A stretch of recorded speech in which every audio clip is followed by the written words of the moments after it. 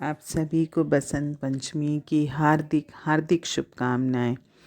आप सबके जीवन में बसंत जैसी बहार रहे और माँ सरस्वती की कृपा सदैव आप पर बनी रहे।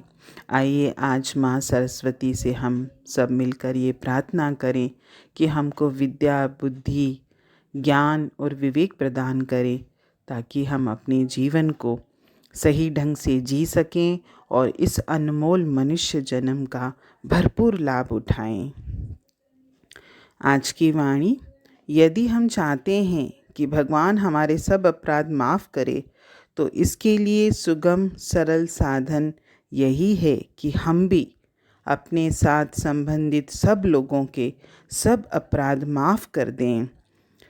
कहते भी हैं कि रात को सोते समय तू सबको क्षमा करके सोया कर। जिसने भी पूरे दिन में वचन, मन, कर्म से अगर तेरा दिल दुखाया भी है तो उनको माफ़ कर दे, तो सुबह उठने से पहले परमात्मा तेरे सारे अपराध माफ़ कर देगा। क्योंकि गलतियां तो हर मनुष्य से होती हैं। कभी किसी के दोष या अपराध पर दृष्टि न डालो, क्योंकि वास्तव में सब रूपों में हमारा प्यारा परमात्मा ही तो है। सबके अंतर में वो परम पिता परमात्मा ही विराजमान है। कहते न कि सब घट मेरा साइयाँ, सुनी सेज न कोई। और ये चीज़ जब हम मानेंगे, इस चीज़ को महसूस करेंगे, तो देखिए हमको किसी से कभी कोई शिकायत भी नहीं होगी।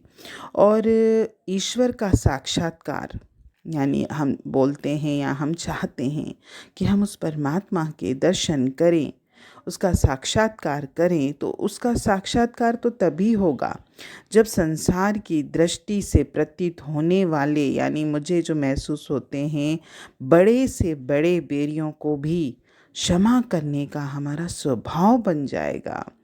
मैं किसी के लिए भी मेरे मन में कभी भी ईर्ष्या, द्वेष, क्लेश, कलह कुछ भी नहीं होना चाहिए। मैं सर्व के प्रति मेरे मन में प्रेम का भाव हो, ना किसी से राग हो, न किसी से द्वेष हो। क्योंकि जहाँ राग आएगा वहाँ द्वेष तो आएगा ही आएगा। इसलिए ना मुझे किसी से राग करना है, न किसी से द्वेष करना है। और अगर मेरे को ये एहसास होता है या ये मैं समझता हूँ, यानी ये एक तरह का अहंकार ही है कि मैं दूसरों से श्रेष्ठ हूँ। अगर आपको कोई उपलब्धि है भी संसार की, कि मेरे पास ये चीज़ है, धन पदार्थ के हिसाब से, ज्ञान के हिसाब से, बुद्धि के हिसाब से, मान सम्मान के हिसाब से, किसी भी हिसाब से अगर मुझे से लगता है कि मैं दूसरों से श्रेष्ठ हूँ, तो कभी भी इस बात का अभिमान न करो। क्योंकि जब हम इन उपलब्धियों का अभिमान करते हैं ना, तो हम परमात्मा से दूर हो जाते हैं।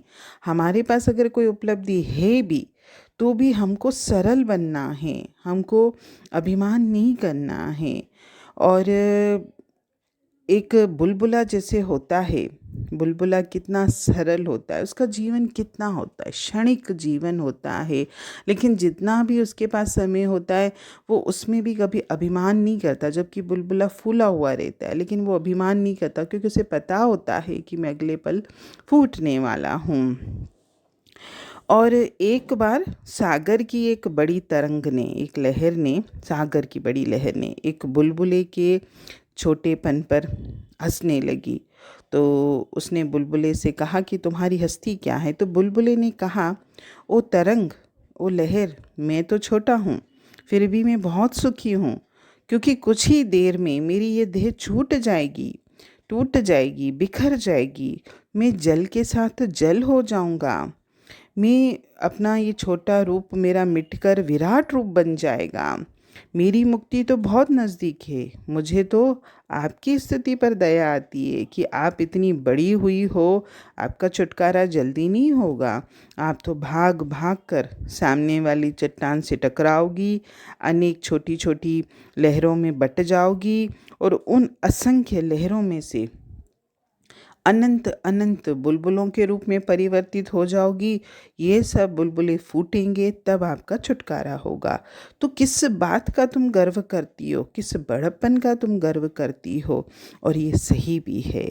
हमें भी उस बुलबुले की तरह सरल रहना है, उस लहर उस तरंग की तरह अभिमान में नहीं रहना है कि अपने को बड़ा और दूसरे को हम छोटा माने। जब हम ईर्ष्या से, द्वेष से और घृणा और निंदा से, इन सब से दूर हो जाते हैं, तो आप ये सोचिए, हम अपने आप ही, हमें कोई मेहनत नहीं करनी पड़ती है, ना कोई ज्ञान लेना पड़ता है, ना कुछ भी नहीं करना पड़ता। हम अपने आप ही प्रेम स्वरूप बन जाते हैं अगर हमने अपने अंतर में से ये सारी बातें निकाल दी। और अगर हम ये सारी बातें किसी के प्रति भेजते भी हैं, यानी हमारे मन में अगर किसी के लिए ईर्ष्या, द्वेष का, घृणा का, निंदा का विचार आता भी है, तो आप ये सोचिए कि हमने अगर किसी के प्रति ये विचार अपने आप को लाया अपने अंतर में, तो हमने ऐसे विचारों को तो खुद बुलाया है। क्योंकि अगर हम किसी के बारे में गलत सोचते हैं, तो गलत सामने नहीं जाता, गलत मेरे अंतर में ही आता है। यानी मैंने तो अपना ही नुकसान किया। शरीर अनेक हैं, लेकिन आत्मा सबकी एक ही है। वो आत्मा परमात्मा अलग नहीं है। हर आत्मा परमात्मा का ही अंश है। वही करता है, वही साक्षी है, वही आलोचक है, वही प्रशंसक है। तो मैं किस में सोचता हूँ कि मैं अलग हूँ, सामने अलग है, मैं श्रेष्ठ हूँ, सामने वाला छोटा है? कभी भी हम ये भाव न रखें।